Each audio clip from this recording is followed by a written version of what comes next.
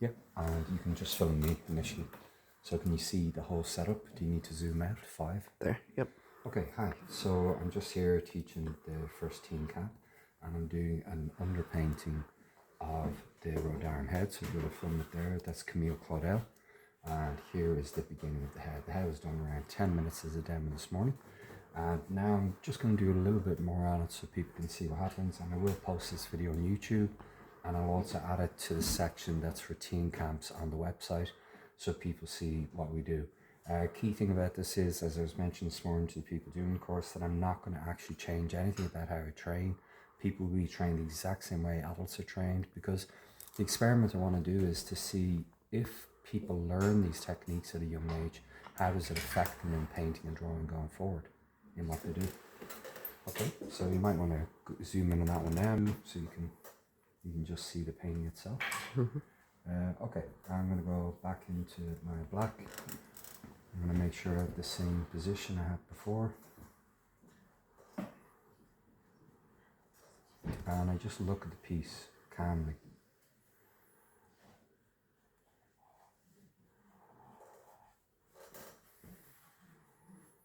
And I'm going to increase my numbers in a few areas.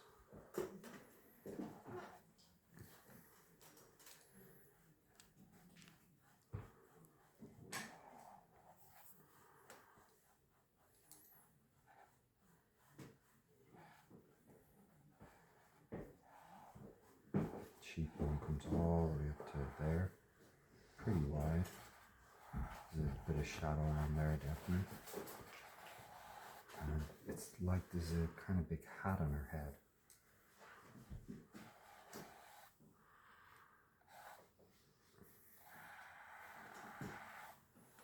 And the top of this is a 10. So the top is really quite rich. So I really want the light to glow in the paint itself. So what I'm going to do is I'm going to get rid of any light in the background, at least in the upper part of the portrait.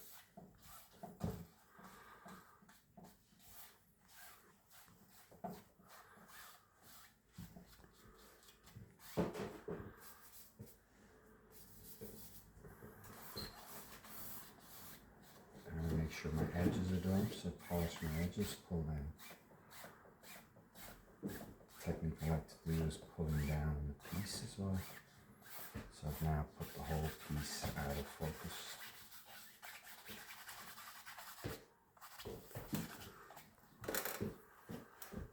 This is in shadow. So I'm going to lower the number here, look, in a few seconds. It's all in shadow. This is not that bright. Pull the light over there, look. That's all gone darker. This is in shadow here. It's all in shadow.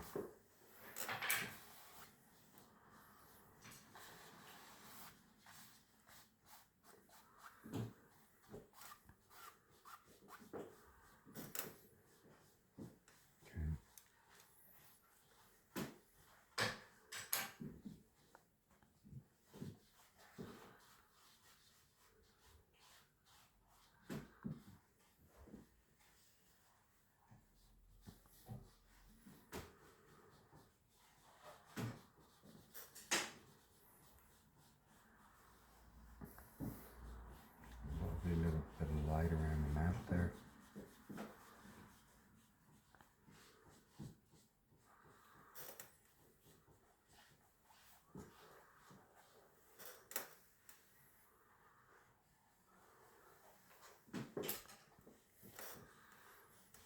This is not that hard. The light is a little softer here. So I'm just going to soften that medium of light along the nose.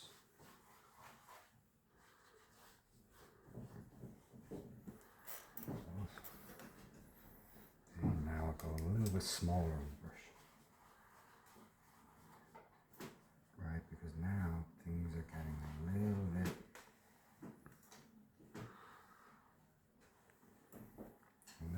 trickier.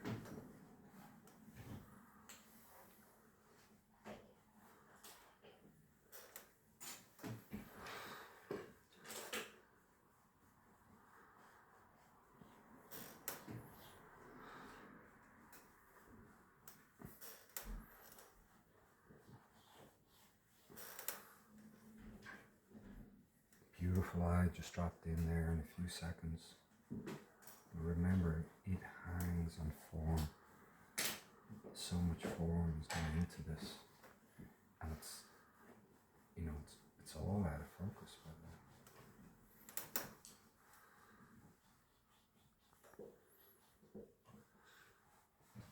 The nose is smaller. See how I'm carving it, making it smaller? And the light curls around here ever so slightly under the nose. Leave a lovely bit of light here, I'm missing it, the little V. Remember, I'm always saying so much of the face is V's.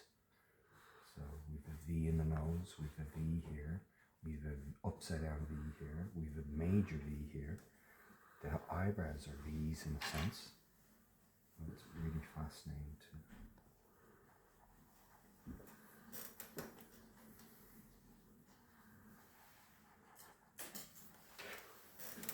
Make my lip a little more beautiful.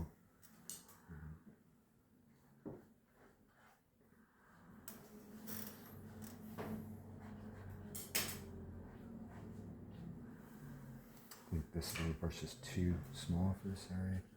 I don't want to get caught in detail, and I don't need to. Right?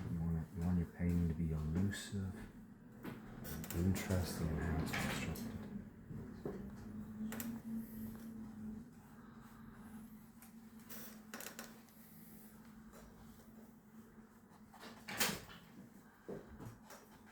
Can people come over and see this, please?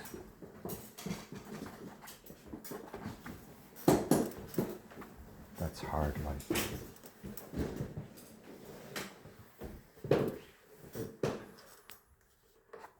Hard light. That's hard light. Hard light. I'm using my nail there. Didn't want that line. Disappear the line much. I do want it there.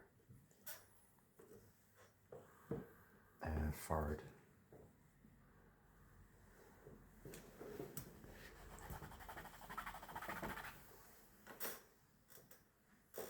Nose.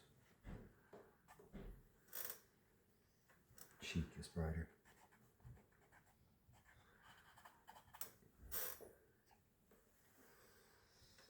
This is brighter.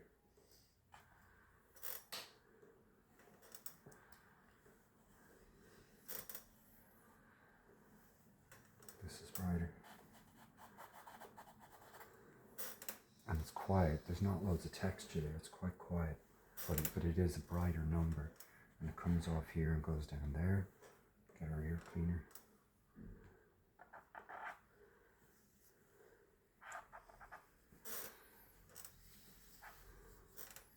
Don't get carried away with it. Otherwise you'll have too much sharpness. And then the beauty of this will collapse. Like, look at a little sharpness. You could say that's sharp. If I put too much sharpness there, what do you think happens to the head? Where do we look? We look there instead of the head. And then you go, oh wow, I did so much detail there. And you're like, so what?